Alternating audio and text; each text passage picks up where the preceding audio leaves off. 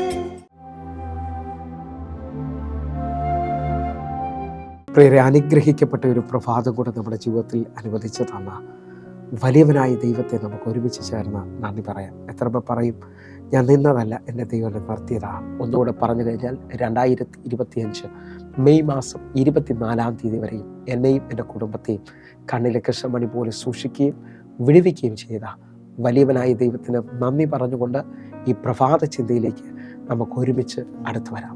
അർഹതയില്ലാത്ത സ്ഥാനത്തേക്ക് ഉയർത്തുന്ന ദൈവം. പ്രിയരെ, പ്രാരംഭവാക്യത്തിലേക്ക് എസ്തേറിന്റെ പുസ്തകം 2-ാം അധ്യായം അതിൻ്റെ 17-ാമത്തെ വാക്യം. രാജാവ് എസ്തേറിനെ സകല സ്ത്രീകളെക്കാളും അധികം സ്നേഹിച്ചു. സകല കന്യകമാരിലും അധികം കൃപയും പക്ഷവും അവളോട് തോന്നിയിട്ട് അവൻ രാജകിരീടം അവളുടെ തലയിൽ വെച്ച് അവളെ വസ്തിക്ക് പകരം രാജ്ഞിയാക്കി. പ്രിയരെ, പ്രഭാതത്തിൽ ദൈവം നമ്മെ കേൾപ്പിച്ച അനുഗ്രഹിക്കപ്പെട്ട വചനത്തിനായി നമുക്ക് ഒരുമിച്ച് ദൈവത്തിന് നന്ദി പറയാം. എത്ര പേർ പറയും, എൻ്റെ ദൈവം എന്നെ ഉയർത്തുന്ന ദൈവമാണ്? ഹല്ലേലൂയ. അർഹതയില്ലാത്ത സ്ഥലത്തേക്ക് ഉയർത്തുന്ന ദൈവത്തെക്കുറിച്ചാണ് ഞാൻ നിങ്ങൾ ഈ പ്രഭാതത്തിൽ കേൾക്കുന്നത്. ഹല്ലേലൂയ. നിങ്ങളുടെ സാഹചര്യം ഇന്ന് ഒരുപക്ഷെ മുമ്പോട്ട് പോകാൻ കഴിയാത്തതായിരിക്കാം. ഇനി ഒരു വഴിയില്ല എന്ന് പറഞ്ഞുകൊണ്ടായിരിക്കാം. നിങ്ങളെ സപ്പോർട്ട് ചെയ്യുവാനോ നിങ്ങളെ അടുത്ത ഒരു സ്റ്റേജിലോട്ട് കൊണ്ടുപോകാനോ ആരും സഹായമില്ലായിരിക്കാം. എന്നാൽ ഈ പ്രഭാതത്തിലെ ഈ ചിന്ത നിങ്ങളുടെ ജീവിതത്തെ മാറ്റിമറിക്കും. ആരും സഹായമില്ലാത്തവന്, ഇനി മുമ്പോട്ടൊരു വഴിയില്ലെന്ന് പറയുന്നവനെ ഉയർത്തുന്ന ഒരു ദൈവമുണ്ട് കേട്ടോ. ആ ദൈവത്തിൻ്റെ കരമാണ് നിങ്ങളെ മാനിക്കാൻ പോകുന്നത്.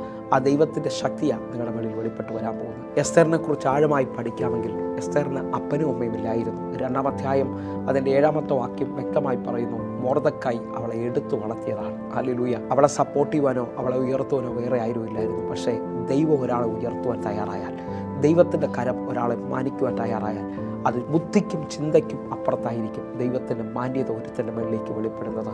അപ്പനും അമ്മയില്ലാത്ത, അറിയാം, സാഹചര്യങ്ങളില്ലാത്ത ഒരു സ്ത്രീയെ എൻ്റെ ദൈവം ആ പട്ടണത്തിൻ്റെ രാജ്ഞിയാക്കി തീർക്കുകയാണ്. നിങ്ങൾ വിശ്വസിക്കാമെങ്കിൽ ഈ പ്രഭാതത്തിൽ ഉയർത്തുന്ന ദൈവത്തിനെ കാണുവാൻ തയ്യാറാകണം. അർഹതയില്ലാത്ത സ്ഥലത്തോട്ട് കൊണ്ടുപോകുന്ന ദൈവത്തെ കാണണം. ദാവീദിനെക്കുറിച്ച് പറഞ്ഞാലും ഇത് തന്നെയാണ്. ഹല്ലേലൂയ.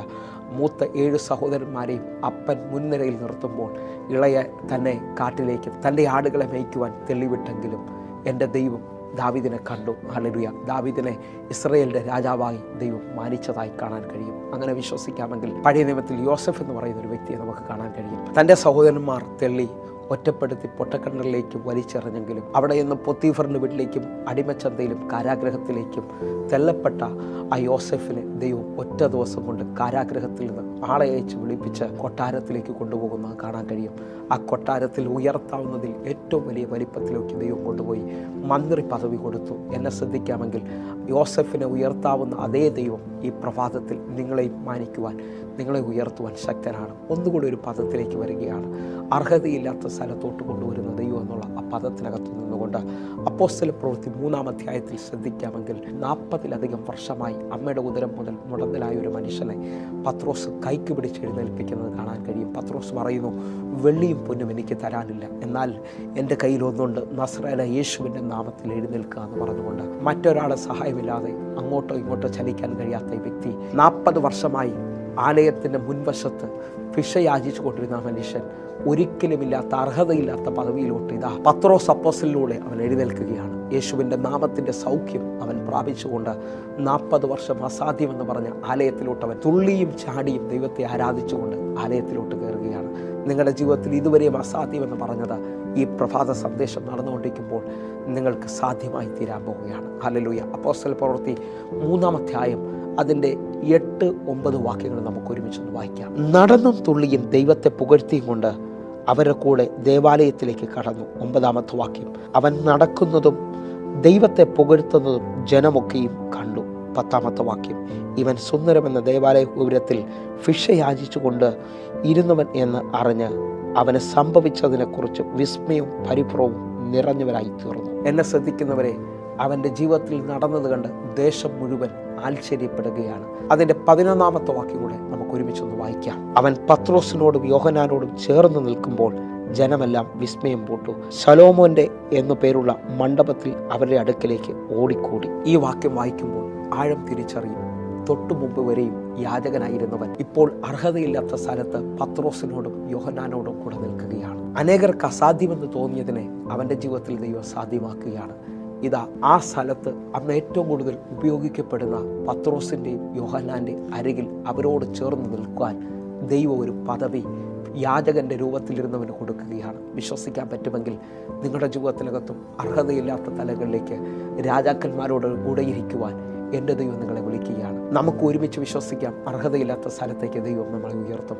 നമുക്ക് കണ്ണുകളടയ്ക്കാം, പ്രാർത്ഥിക്കാം. ഞങ്ങളെ സ്നേഹിക്കുന്ന ഞങ്ങളുടെ നല്ല ദൈവമേ, പൂർണ്ണ ഹൃദയത്തോടെ എന്നെ കാണുന്ന എന്നെ കേൾക്കുന്ന ഓരോ മക്കൾക്കുമായി പ്രാർത്ഥിക്കുന്നു. ഒരു വലിയ ദൈവപ്രവൃത്തി ഇവരുടെ ജീവിതത്തിൽ സംഭവിക്കണമേ. ദൈവം ഇവരെ ഉയർത്തണമേ. ദൈവം ഇവരെ മാനിക്കണമേ എന്ന് പ്രാർത്ഥിക്കുന്നു. കർത്താവേ, ഇന്ന് തന്നെ ചില വിടുതലുകൾ സംഭവിക്കണം. യേശുവിൻ നാമത്തിൽ പ്രാർത്ഥിക്കുന്നു. കേൾക്കണം പിതാവേ. ആമേൻ. പ്രിയരെ, ഈ പ്രഭാത സന്ദേശം നിങ്ങൾക്ക് അനുഗ്രഹമാകുന്നെങ്കിൽ നമ്മുടെ യൂട്യൂബ് ചാനൽ സബ്സ്ക്രൈബ് ചെയ്യുകയും ഫേസ്ബുക്കിലേക്ക് നിങ്ങൾ ജോയിൻ ചെയ്യുകയും ചെയ്യണമെന്ന് ഓർപ്പിക്കുന്നു. അതേപോലെ തന്നെ എല്ലാ ദിവസവും ഇന്ത്യൻ സമയം 6 മണിക്ക് നമുക്ക് സൂമിൽ ആരാധന നടക്കുന്നു. നിങ്ങളെയും ഞാൻ ക്ഷണിക്കുകയാണ്. നിങ്ങൾ കടന്നു വരണമെന്ന് ഓർപ്പിക്കുന്നു. എങ്കിൽ അടുത്ത ദിവസം കാണും വരെയും സ്വർഗ്ഗത്തിലെ ദൈവങ്ങളെ കാക്കുമാറാകട്ടെ. God bless you. ആമേൻ.